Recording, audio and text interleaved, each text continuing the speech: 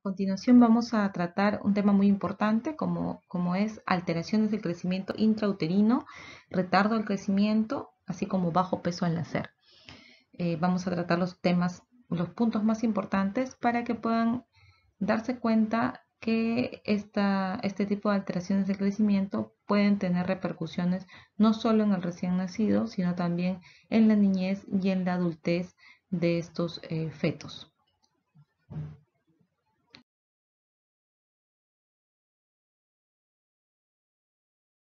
Iniciar el tema dando una definición de el RCU, que es el retardo en el crecimiento intrauterino.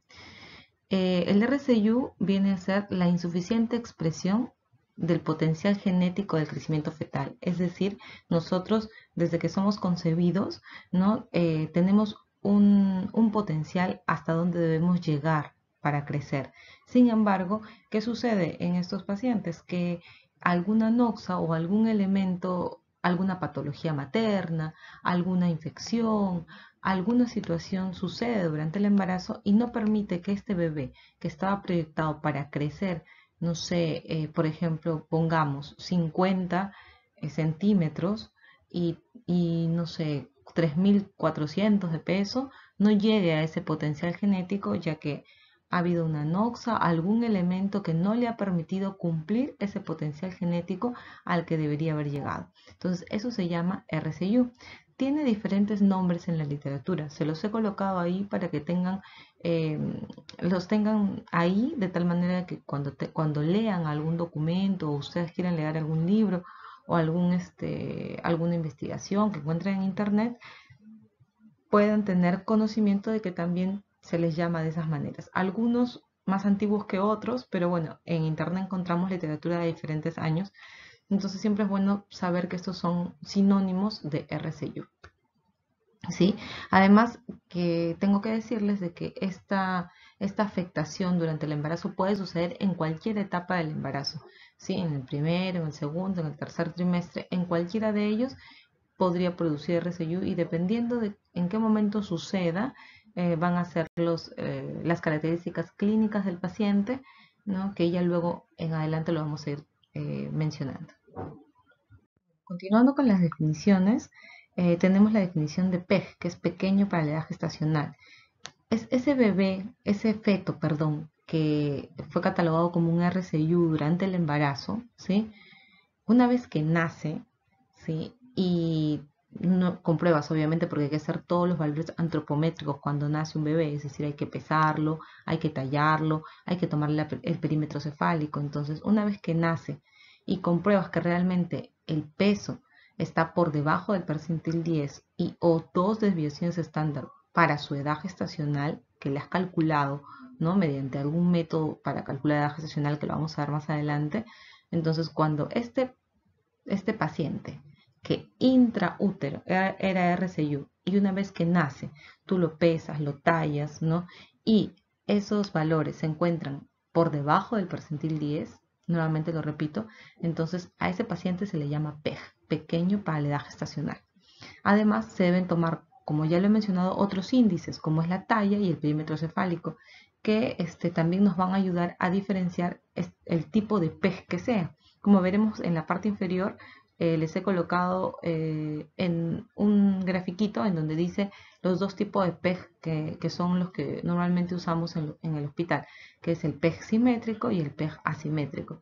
El PEG simétrico se le denomina así a aquel bebito que tanto el peso como la talla se encuentra por debajo de dos desviaciones estándar, y asimétrico aquel recién nacido, ¿no? Cuyo peso se encuentra por debajo de las dos desviaciones estándar, pero la talla se encuentra normal.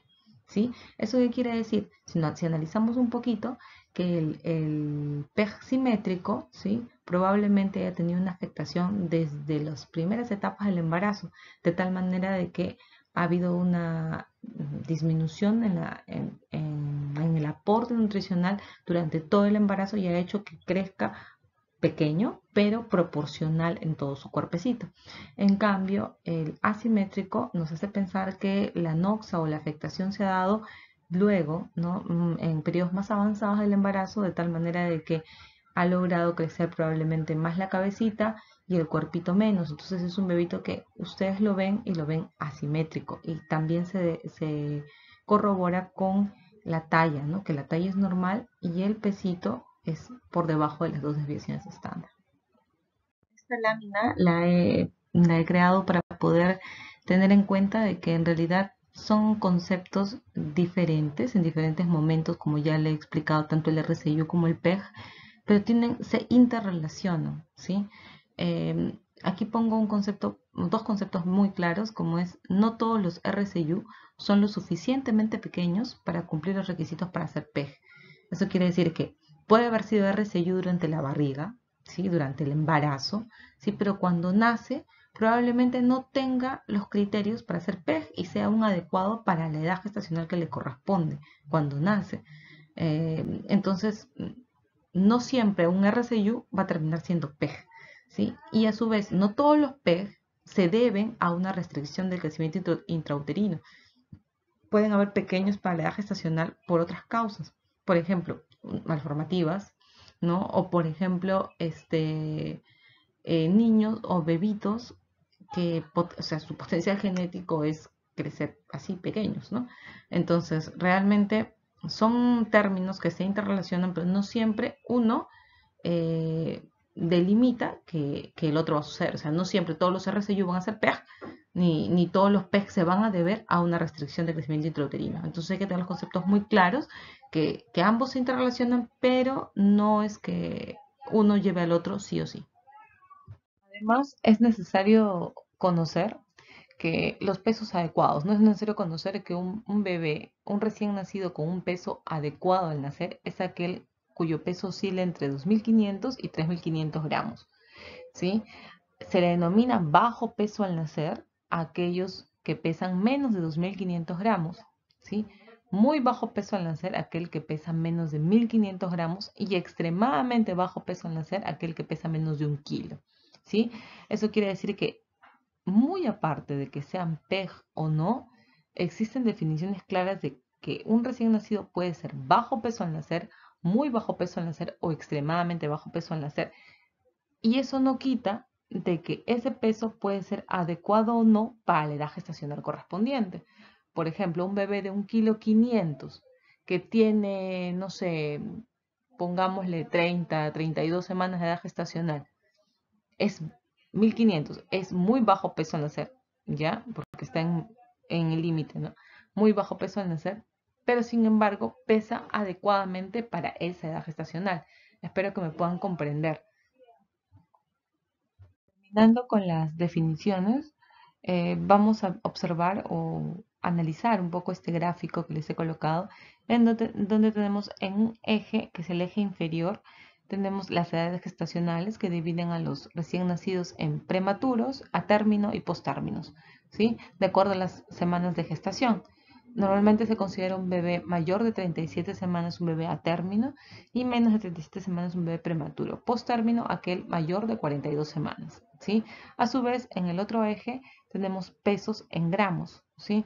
Que va desde 500 hasta 5.000 gramos, ¿sí? Y dentro de la gráfica tenemos áreas.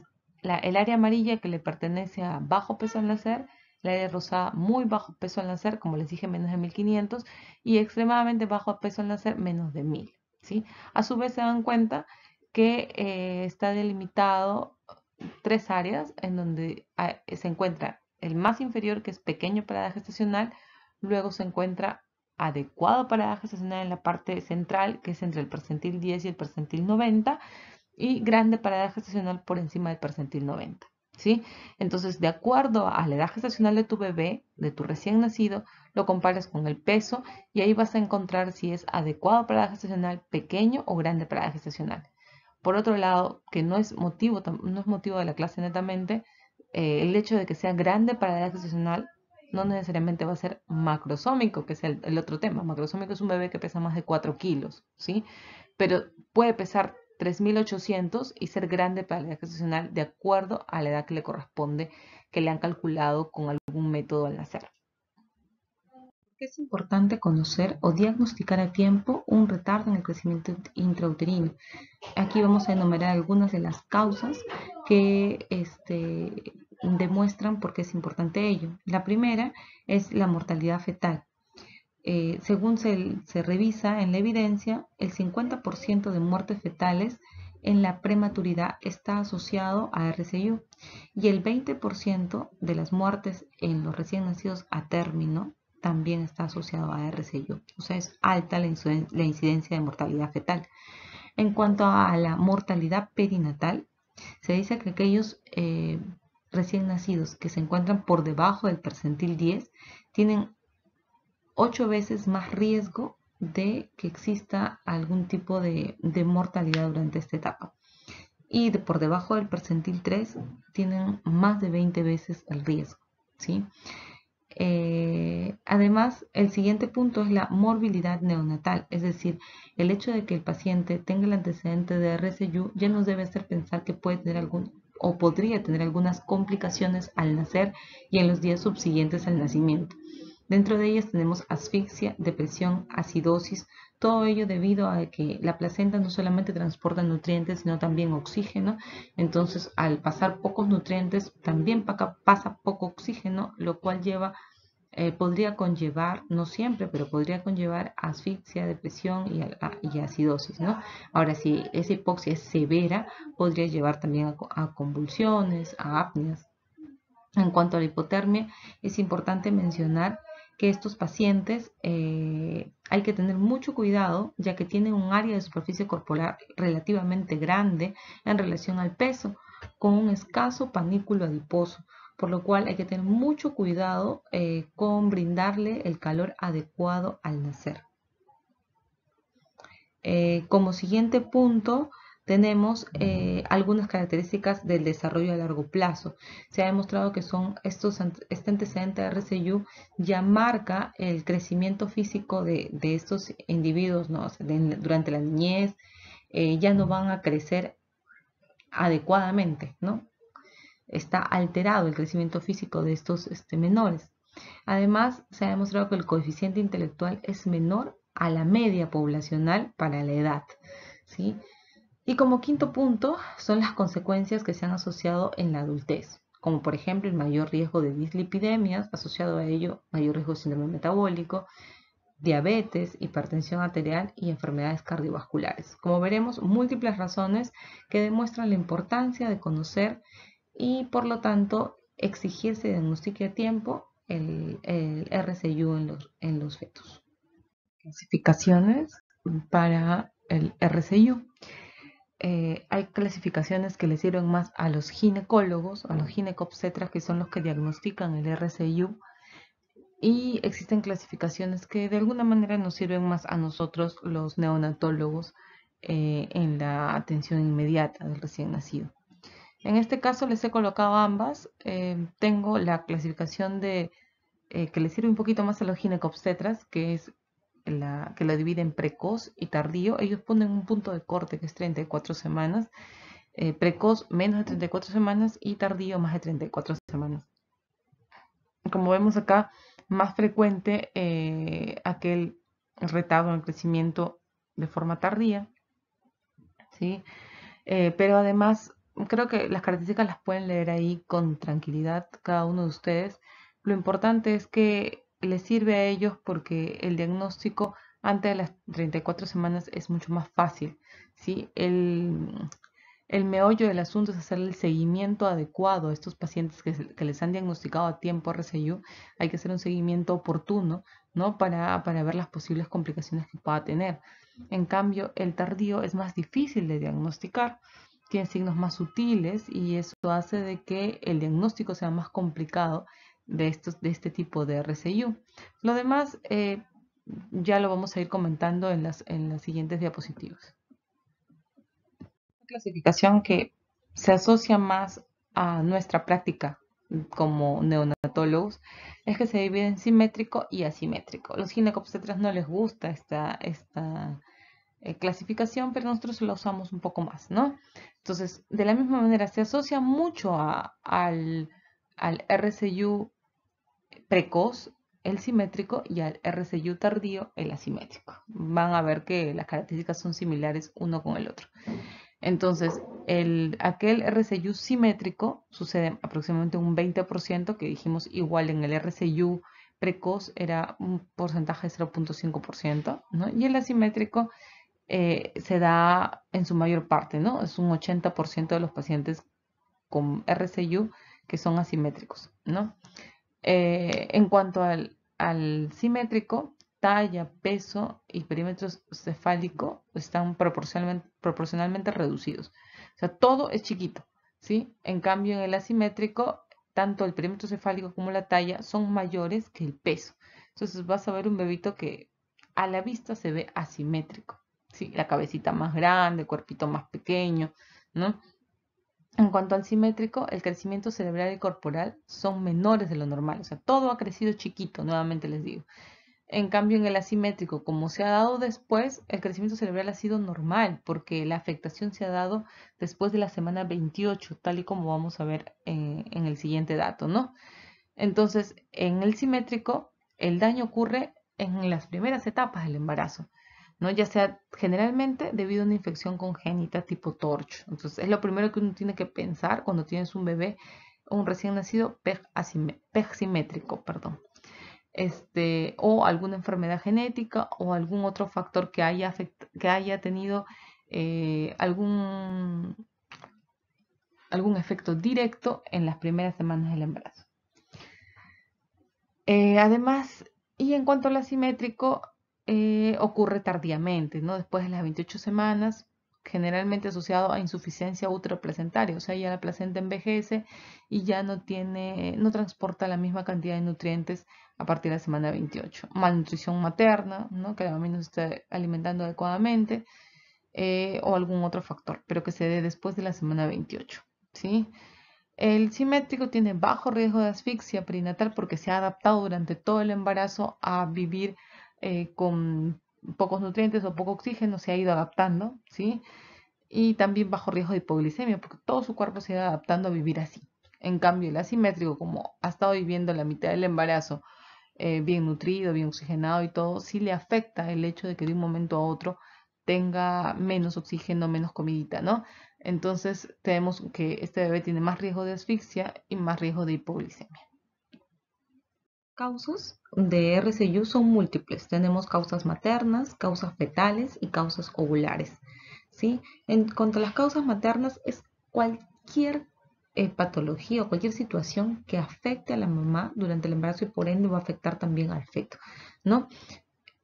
Mencionan que la constitución materna, o sea, el hecho de que la mamá pese menos de 50 kilos y mida menos de 1,50 m, podría ser un factor de riesgo o una causa, ¿no? De que pueda tener un bebé RCU con algún tipo de restricción de crecimiento intrauterino. El hecho de que presente desnutrición severa previa al embarazo o que gane muy poco peso, ¿no? Se dice que deben ganar entre 8 a 12 kilos. En realidad depende del IMC de la mamá con el que empiece el embarazo para que el ginecólogo te diga de cuántos kilos debes ganar, como para que no solamente subas de peso tú, sino también tu bebé, ¿no? Que tenga alguna enfermedad crónica previa como hipertensión, diabetes o diabetes gestacional que se haya empezado en la primera etapa del embarazo, ¿no? Insuficiencia respiratoria crónica, etcétera. Cualquier enfermedad que se dé desde la etapa temprana o que presente diabetes gestacional después, porque no estamos hablando solamente de aquellos simétricos, sino también de los asimétricos, ¿sí? O sea, cualquier enfermedad que haya tenido desde un comienzo o que se manifieste durante el embarazo. Abuso de sustancias, tabaco, alcohol, cocaína no es motivo de la clase, pero aquella mamá que lo consuma, ya sea desde antes o durante el embarazo, ¿sí? Va a tener alguna implicancia en el feto y en el recién nacido de todas maneras. Algunos factores ambientales, el hecho de que no económicamente no pertenezca pues a un estrato alto, sino más bien de lo contrario a un estrato económico bajo, va a conllevar a que obviamente no se alimente adecuadamente, no tenga el ingreso económico necesario pues para nutrirse con lo que se debe, ¿no? Después tenemos algunas anomalías uterinas, ¿sí? Que podría conllevar a que el niño, obviamente el feto, no desarrolle adecuadamente, ¿sí? Que tenga alguna restricción anatómica la mamá, por así decirlo.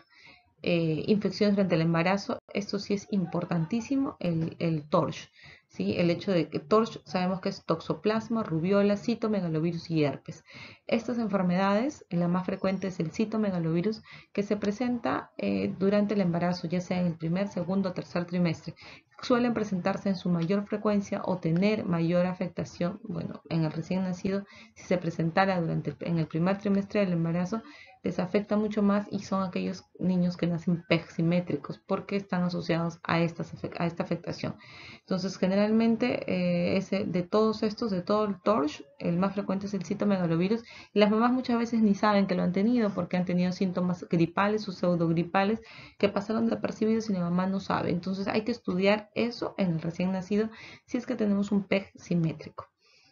En cuanto a causas fetales, puede ser gestaciones múltiples, ya les dije, malformaciones congénitas, alguna anomalía cromosómica, ¿no? Síndromes genéticos. Todo ello es que el feto definitivamente, si es gestaciones múltiples es porque no hay mucho espacio pues, para que pueda crecer, ¿no? Si es alguna malformación congénita o alguna anomalía, obviamente su patología de fondo no le permite crecer adecuadamente. Y causas ovulares que se dividen en placentarias y de cordón umbilical propiamente, y placentarias cualquier afectación de la placenta, insuficiencia placentaria, es decir, una placenta que no está permitiendo un adecuado intercambio entre la mamá y el bebé, sobre todo mamá-bebé, un desprendimiento de placenta, ¿sí? O placenta previa, agretismo, si hay una mala inserción de la placenta, también puede afectar al feto. Patologías de cordón umbilical, inserción velamentosa de cordón umbilical, o sea, el cordón umbilical es lo que nos permite una adecuada comunicación entre la mamá y el feto. Entonces, si hay algo que afecta al cordón umbilical o a la placenta, va a afectar el crecimiento del feto. Para hablar de la fisiopatología, tenemos que empezar narrando el patrón de crecimiento fetal normal. Entonces acá existen 3 fases de crecimiento fetal normal, que es la hiperplasia celular, la hiperplasia e hipertrofia celular y finalmente la hipertrofia celular. Entonces aquí tenemos los cambios que se dan en cada fase y es importante saber que la primera fase se da en las primeras 16 semanas, ¿sí? En donde el feto gana 5 gramos por día a la semana, ¿sí? Hasta la semana 15. La segunda fase se da de la semana 17 hasta la semana 32, ¿sí? Y aquí ganan de 15 a 20 gramos por día hasta la semana 24, ¿sí? Y la hipertrofia celular que se da en aquellos pacientes o aquellos fetos mayor de 32 semanas, ¿sí? Y ganan 35 gramos por día, ¿sí? Entonces, esto es importante conocerlo para saber cómo está yendo nuestro bebé, si está ganando el peso adecuado de acuerdo a los controles que uno le va haciendo. La fisiopatología del RCU, es importante recalcar que el compromiso se da a nivel de la circulación uteroplacentaria, es decir, cualquier noxa, cualquier enfermedad, cualquier patología que afecte a la mamá, que no permita que se dé una circulación adecuada o una adecuada comunicación entre el útero y la placenta, de tal manera que se restrinja el aporte de nutrientes y de oxígeno al feto, provoca este RCU. ¿Por qué provoca eso? Porque al disminuir el aporte de nutrientes y de oxígeno tiene 2 efectos, a nivel hemodinámico o a nivel bioquímico. A nivel hemodinámico, al haber disminución del aporte de oxígeno, el organismo del feto hace que se redistribuya el flujo de tal manera que se preserve el oxígeno para los órganos diana, para los órganos en donde hay más necesidad de oxígeno, es mucho más importante el oxígeno, como son el corazón, el cerebro y las suprarrenales. Para los fetos es muy importante los suprarrenales. Y más bien disminuyen la cantidad de oxígeno hacia la piel, hacia el intestino, hacia el hígado, el músculo y hacia los riñones. Por eso es que se podría asociar a oligohidramnios en estos pacientes. Bioquímicamente podría asociarse a disminución de sustratos, ¿no? Como hay disminución de aporte, disminución de nutrientes, hay disminución de esos nutrientes en el feto, ¿no? Entonces el feto disminuye el uso de aminoácidos justamente porque no tiene mucho y aumenta el uso, más bien la liberación de cuerpos cetónicos. Y eso provoca que haya una mayor gluconeogénesis que se manifiesta con una disminución del panículo adiposo.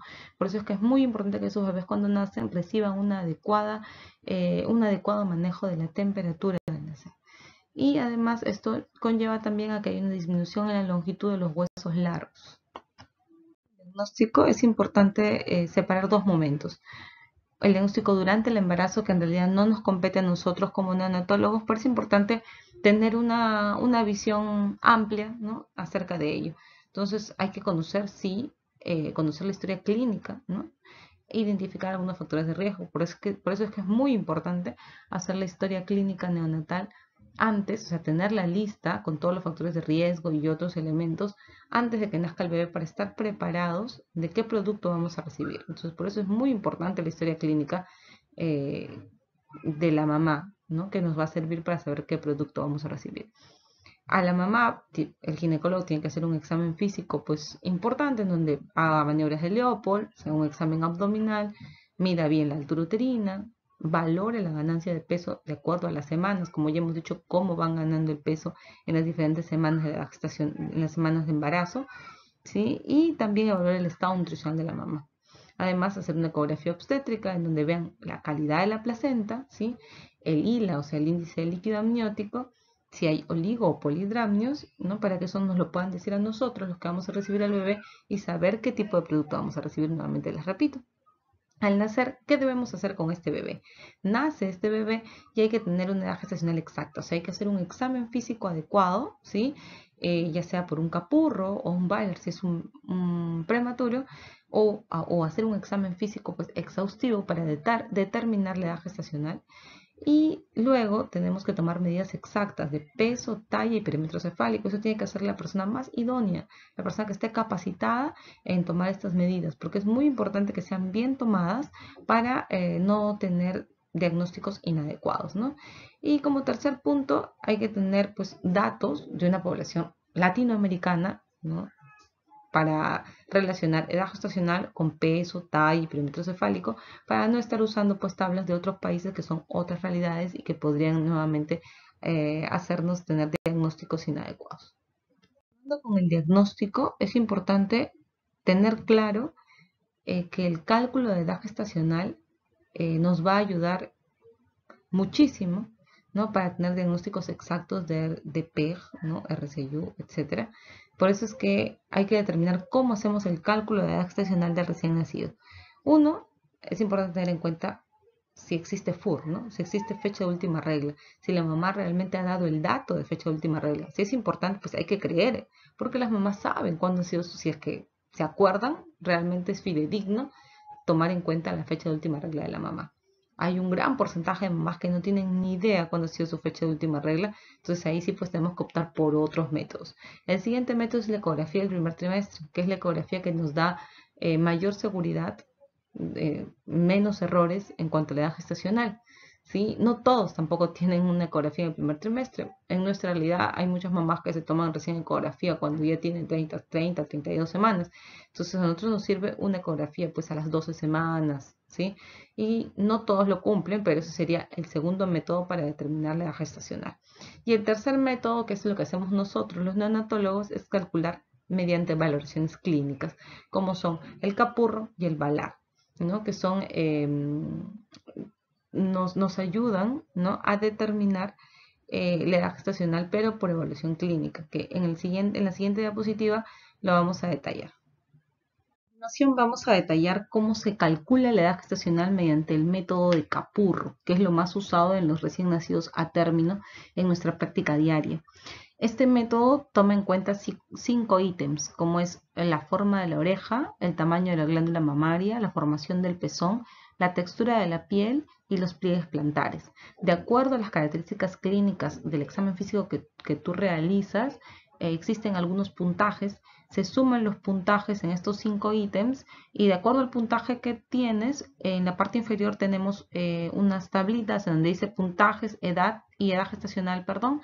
Entonces, si de acuerdo a la cantidad de puntaje que sumes, lo buscas en esta tablita inferior y ahí se encuentra la edad gestacional correspondiente, ¿sí? Una vez que has calculado la edad gestacional, vas al siguiente gráfico de la derecha, en donde se ve las edades gestacionales en la parte superior y en la parte inferior tenemos los pesos, que es los percentiles, tanto el límite superior como el límite inferior de cada edad gestacional.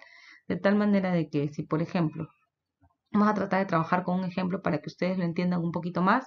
Por ejemplo, si este bebé que recién ha nacido ya le saqué el capurro y le he calculado una edad gestacional de 38 semanas, pesa 2,5 kilos, el límite inferior para 38 semanas según este gráfico es 2,7 kilos. Eso quiere decir que si pesa 2,500 es PEG, ¿no? Es un bebé pequeño para la edad gestacional.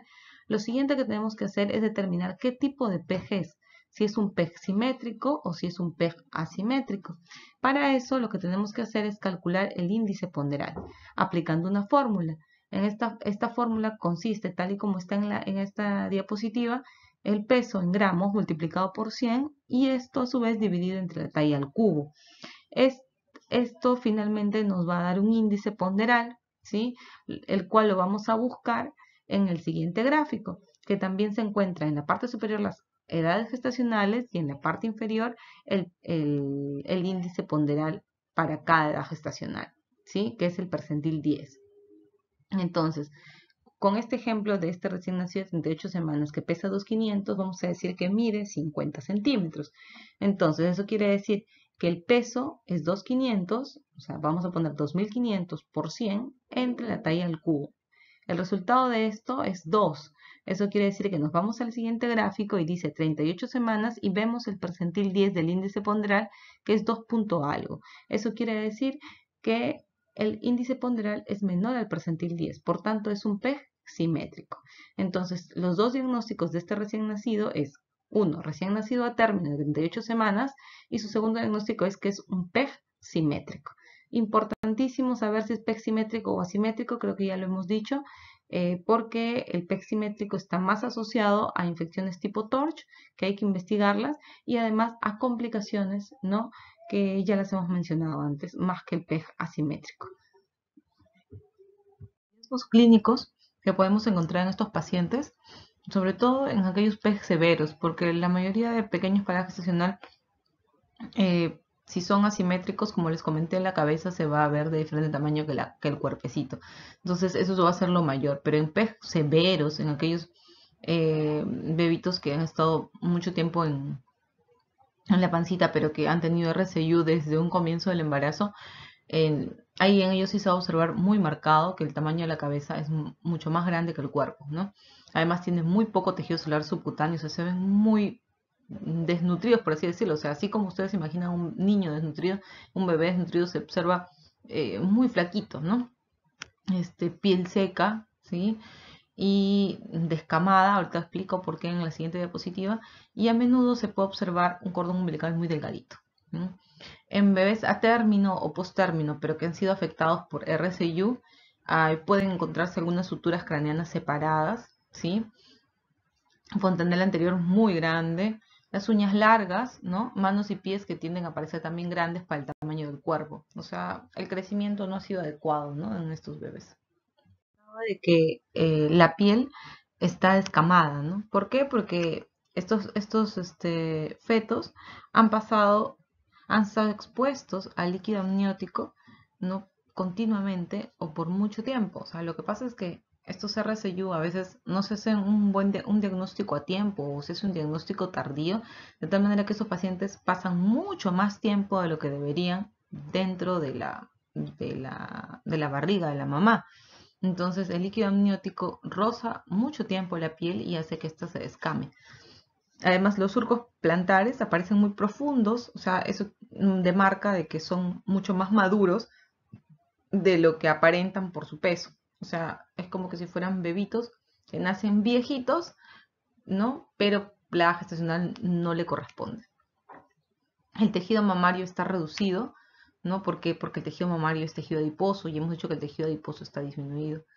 Los genitales femeninos también parecen menos maduros porque hay una disminución del tejido adiposo que cubre los labios, y el cartílago auricular también puede estar poco desarrollado, aparentando una menor madurez, ¿no? Al examinar a un recién nacido con alta sospecha o que ya tiene el diagnóstico de PEG, tenemos que hacer una búsqueda detallada, ¿no?, de una serie de anormalidades. ¿Para qué? Porque tenemos que buscar algún factor etiológico que nos pueda explicar por qué este paciente ha nacido PEG. Entonces hay que buscar si hay alguna fase dismórfica, ya sea asociada a trisomía 21, trisomía 13, trisomía 18, alguna fase dismórfica, que los manos y pies estén normales, porque en algunas trisomías está asociadas a anomalías de dedos, de manos y pies, que haya alguna alteración en los surcos palmares, ¿no? Por ejemplo, la mano simiana en trisomía 21, que nos podrían sugerir algunos síndromes congénitos, defectos cromosómicos o teratogénicos, o sea, que haya afectado alguna droga, ¿no? Como el uso de medicamentos durante la gestación, el uso de drogas, el uso de alcohol, el uso de tabaco, etcétera, que nos oriente acerca del uso de alguno de esos medicamentos o drogas, ¿no? En cuanto a, también hay que buscar algunas características que nos sugieran la presencia de TORCH. Eso quiere decir que tenemos que buscar alguna alteración ocular, o sea, hay que hacerle de repente un fondo de ojo, ¿no? Para ver si tiene reflejo rojo. Hay que buscar que descartar retinitis, ¿no? O sea, tiene que ser evaluado por un oftalmólogo para descartar que no tenga esa patología que está muy asociada a TORCH, catarata o glaucoma congénito, alguna opacidad corneal. Hay que palparle el hígado a ver si hay hepatoesplenomegalia, ¿sí? Si hay ictericia, si hay presencia de rash. Cualquiera de esos podría sugerir una infección tipo TORCH, ¿no?, que se puede haber dado al inicio de la gestación o en cualquiera de los trimestres. En cuanto a las complicaciones de estos niños pequeños para la gestacional, vamos a ir narrando uno por uno, ¿sí? El primero que vamos a tratar es la termorregulación, que ya ha sido mencionada en diapositivas anteriores. En cuanto a este tema, ya les he dicho que el tema es que estos niños nacen con una superficie corporal muy grande en relación con el peso, y eso hace de que tengan muy poco panículo adiposo, por tanto son muy propensos a perder más calor que los niños normales, ¿no?, que los niños que han nacido adecuados para la gestacional. Entonces, ¿qué se debe hacer? Hay que esperar al recién nacido. Una vez que ya sabes que tiene el antecedente de RCU y que podría ser un PEG, entonces tienes que esperarlo con el calor, así como cualquier bebé, ¿eh? Pero en ellos hay que tener más cuidado de secar muy rápido al paciente, hacer todos los pasos iniciales de la atención inmediata muy rápido y abrigarlo de tal manera de que disminuir pues las pérdidas de calor, porque en ellos sí es más frecuente que no regulen el calor adecuadamente. La que vamos a mencionar es la asfixia. Ya lo he mencionado cuando mencioné la fisiopatología de PEG y RCU, pero bueno, ahora vamos a ahondar un poquito. Es muy frecuente esta complicación cuando está asociado a RCU severo, o sea, aquellos fetos que han estado expuestos a hipoxia crónica durante todo el embarazo. Son esos bebitos que nacen pues con RCU severo, ¿no? Entonces, esta hipoxia crónica asociado al estrés agudo del parto, en donde obviamente el estrés hace que requieran mayor cantidad de oxígeno, hace que el niño o el recién nacido haya estado sometido a una hipoxia fetal aguda, lo cual los lleva a acidosis, ¿sí? Y con ello, finalmente, una depresión y una asfixia neonatal, que podría conllevar inclusive hasta la muerte si es que no se toman las medidas adecuadas en cuanto a la atención y reanimación del recién nacido. Lo cual hace que se deduce, ¿no? Obviamente, de que con todas estas características, lo más frecuente es que se interrumpe el embarazo por vía cesárea, ¿no?, sobre todo en prematuros. Entonces, el Apgar bajo está asociado el RCU severo a Apgar bajo, o sea que va a requerir nuestra atención inmediata y es más frecuente que requieran reanimación neonatal, o sea, RCP neonatal. Entonces, súper importante hacer una historia clínica detallada a la mamá y determinar si es que está asociado o si ha tenido el diagnóstico de RCU en algún momento del embarazo, para que nosotros como neos estemos preparados y tener todo lo necesario para reanimar al paciente, porque es muy probable, ¿no? O es mucho más probable que otros bebés que tengamos que hacer una reanimación. Otra complicación muy importante que debemos tener en cuenta es la hipoglicemia, ¿no? El hecho de que haya disminución de aporte de nutrientes a través de la placenta al feto hace de que esta patología sea muy frecuente en estos pacientes. Entonces se produce debido a que hay una disminución del glucógeno hepático, porque ha habido una disminución del aporte de glucosa a través de la placenta, obviamente, y también la disminución del glucógeno muscular, ¿no? Acompañado, obviamente, de disminución de ácidos grasos y lactato. Entonces, por eso es que se da la hipoglicemia en estos pacientes. Y por otro lado, diríamos, ¿no? Si supuestamente hay hipoglicemia, nosotros sabemos que en la fisiopatología del ser humano existen hormonas contrarreguladoras, ¿no?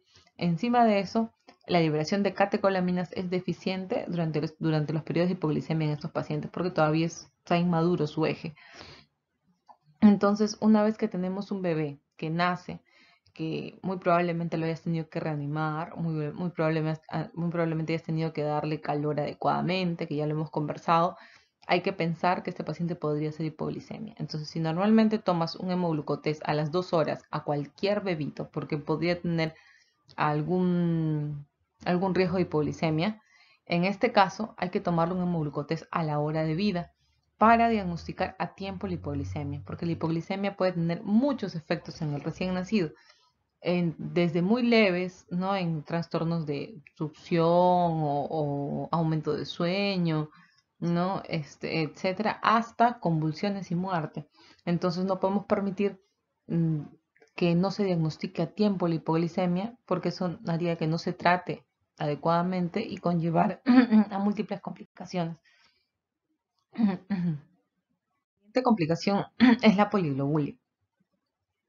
La poliglobulia se define como el aumento de masa de glóbulos rojos en la sangre y esto se da por el hecho de que este feto ha estado sometido a una hipoxia crónica inútero, ¿no? Por así decirlo, que conduce a que, o lo que conlleva a un aumento de la eritropoyesis, o sea, un aumento de la masa globular y esto, al aumentar la masa globular, tiene una serie de complicaciones en el recién nacido, ¿no? Porque obviamente aumenta la viscosidad de la sangre, ¿no?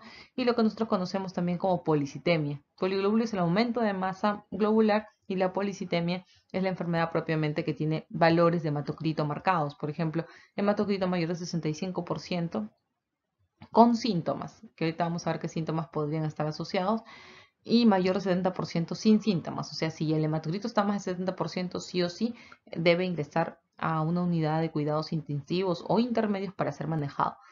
La frecuencia de la poliglobulia en estos pacientes es entre el 5 al 18% en comparación con los recién nacidos de la población general. Esta patología puede contribuir a, encima del riesgo que ya tenía para hipoglicemia por ser PEG, esta patología contribuye más a que tengan hipoglicemia. O sea, ese tema es muy importante, muy asociado a los PGRCU.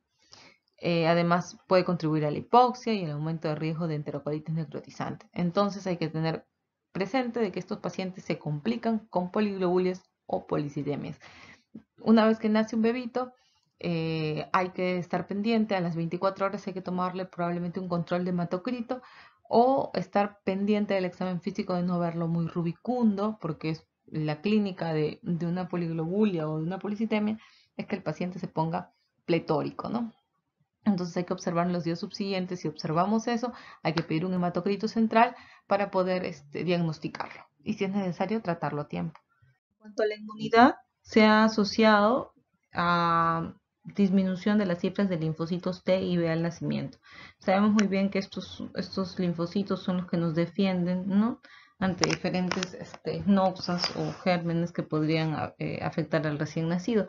Así que es muy importante también tener presente de que de alguna manera la inmunidad de este bebé también se podría ver afectada, ¿no? Con el hecho de tener un feto con diagnóstico de RCU previamente. Asociada a estos pacientes aumenta, ¿no? Obviamente los PEG tienen mucho más riesgo de muerte que los adecuados para la edad gestacional. En algunos estudios poblacionales se ha encontrado que hay un aumento de la mortalidad 20 a 30 veces en recién nacidos a términos adecuados para la gestacional comparados con PEG con peso al nacer entre 1.500 a 2.500 gramos. Y esto aumenta mucho más de 70 a 100 con un peso menor a 1.500 gramos. O sea, muy aparte de que sean PEG, si nacen con pesos con bajo peso al nacer o muy bajo peso al nacer o extremadamente bajo peso al nacer, el aumento de mortalidad es mucho mayor. Entonces hay que tener presente que ese dato de RCU y el dato de bajo peso al nacer y todo lo demás nos hace como que prender lucecitas y darnos cuenta de que este paciente puede tener muchas morbilidades, ¿no? Existen varios estudios en donde nos dicen de que el hecho de que tengas el antecedente de RCU o que tengas un niño PEG se asocia a un rendimiento escolar alterado. O sea, son niños que no cumplen las expectativas de rendimiento escolar adecuadas como los demás niños de su misma edad. Además, está asociado a que no cumplen logros académicos como los demás niños y el desarrollo profesional tampoco es el mismo. Otros estudios también asocian el hecho del antecedente de PEG al desarrollo de hipertensión arterial, hipercolesterolemia, tolerancia a la glucosa alterada, tanto en la niñez, adolescencia o en la adultez. Y obviamente también el desarrollo posterior de diabetes. Tengamos en cuenta que todos estos factores mencionados últimamente son muy importantes en la adultez, ¿no? Porque nos condicionan aumento de tasa de morbo y mortalidad en toda nuestra vida. Las alteraciones del crecimiento, se debe mencionar que aquellos niños que han nacido PEG o que han tenido el antecedente de RCU, lo que se espera realmente es que continúen en su vida creciendo, ¿no? Y puedan lograr su talla genética. Sin embargo, estos niños no alcanzan la talla genética planteada, ¿no? O con la que uno planificaría que va a tener, ya que en su mayoría estos bebés o estos futuros niños recuperan el déficit de peso y talla, lo cual se llama como que catch up, no recién alrededor de los 2 años aproximadamente. Obviamente los prematuros demoran mucho más que los recién nacidos a término en lograr este catch up, pero en realidad se debe dar la recuperación completa cuando ellos alcanzan su potencial genético que está determinado por la estatura parental, ¿no? Sin embargo, existe un 10 a 15% de estos recién nacidos PEG que van a continuar presentando una talla significativamente menor, o sea, menos de 2 desviaciones estándar durante la infancia y la vida adulta, ¿no? A pesar de que se han encontrado de que no hay alteración de la hormona de crecimiento ni de los factores de crecimiento, y se han encontrado por ahí algunas alteraciones sutiles en el eje somatotropo, pero en realidad no se encuentra una explicación clara para ello, pero sí se ha observado que estos pacientes tienen una talla menor a lo que los demás niños que no han tenido el antecedente de PEG o RCI. Complicaciones, me considero interesante mencionar la adrenarquia. Primero vamos a definir qué es la adrenarquia, ¿no? La adrenarquia es el aumento de producción de hormonas sexuales, fundamentalmente andrógenos y estrógenos, por las glándulas suprarrenales. Sucede alrededor de los 8 años de vida y forma parte del proceso normal del desarrollo humano. Muy bien, una vez que ya hemos definido eso y ustedes entienden a qué me voy a referir, lo más frecuente es que estos niños con antecedente de PEG tengan la complicación de que la pubertad se les pueda adelantar aproximadamente un año. Además, el estirón puberal es más corto y de menor intensidad. O sea, no es que van a estirar como los niños normalmente lo hacen y observamos en las escuelas, ¿no? En las niñas, la menarquia se adelanta unos meses y en la edad adulta es muy frecuente que se asocien a ovario poliquístico y a ciclos anovulatorios. Además, es importante mencionar que las niñas nacidas PEG experimentan, y sobre todo aquellas que han experimentado una ganancia rápida de peso en los primeros meses de la infancia, tienen más posibilidades de presentar adrenarquia prematura. Estas niñas pueden tener entonces una pubertad y una menarquia más temprana que las niñas que han nacido adecuadas para la edad gestacional, ¿sí? Ya he mencionado eso, que es lo más frecuente en niñas. Nos pasaremos a hablar un poco acerca de los niños. En varones PEG se ha descrito un aumento de la incidencia de hipospadia, criptorquidia y en la edad adulta infertilidad y cáncer testicular. Vamos a hablar acerca del seguimiento de estos pacientes. Como verán, incluye una serie de complicaciones. Parece algo tan sencillo, pero que en realidad tiene mucha implicancia en el futuro de los niños y de los futuros adultos, ¿no? Entonces, para el seguimiento, el pediatra debe conocer las patologías que están asociadas, o sea, debe empaparse en el conocimiento de todo lo que implica tener un recién nacido o hacerle seguimiento a un niño que tiene antecedente de PEG. Eso es lo primero que debe, o sea, el pediatra debe empaparse de información. Como segundo punto, debemos tener en cuenta, hay que estar pendiente del aporte calórico que se le da para evitar una sobreganancia ponderal o una ganancia insuficiente. Hemos visto que puede suceder las dos cosas porque al inicio puede que no ganen mucho peso, pero muchas veces lo que hacen las mamás es sobrealimentar a estos bebés. Como los ven, nació pequeño para gestacional. En nuestra cultura, un bebé obeso es un bebé sano. Entonces lo que hacen es sobrealimentarlo, le hacen ganar excesivamente de peso y ya hemos visto que se asocia eso a muchas complicaciones, tanto en el momento como a futuro, como son la hipercolesterolemia, diabetes, etcétera. Como tercer punto, hay que vigilar el crecimiento armónico de peso y talla, o sea, hay que estar pesando y tallando continuamente al niño, ¿no? Para ver que cumpla o esté dentro de las curvas adecuadas, ¿sí? Como cuarto punto, hay que estimularle, decirle a la mamá que la lactancia materna es muy importante y la dieta saludable, ¿no? La lactancia materna provee todos los nutrientes necesarios para que ese niño, ese neonato, lactante, pueda crecer adecuadamente, ¿sí? Eh, como quinto punto, hay que estar pendiente del desarrollo psicomotor.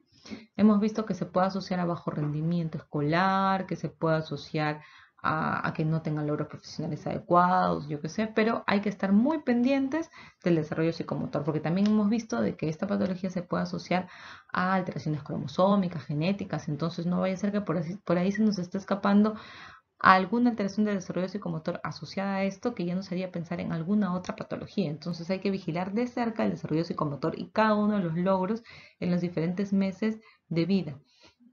¿Sí? ¿Cuándo debemos derivar a endocrinología pediátrica?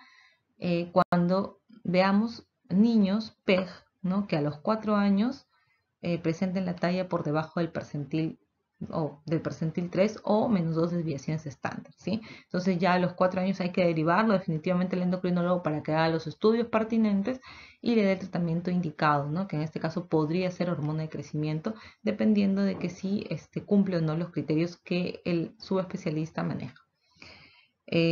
Como séptimo punto, se debe derivar endocrinología pediátrica también a todos los niños PEG menores de 10 años y a los niños menores de 9 años con signos puberales.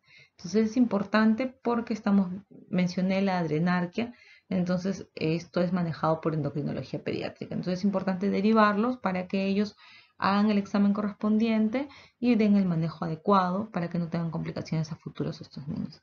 Bueno, esto es todo la clase de hoy. Hemos terminado todo lo que es PEG y RCU. Muchas gracias.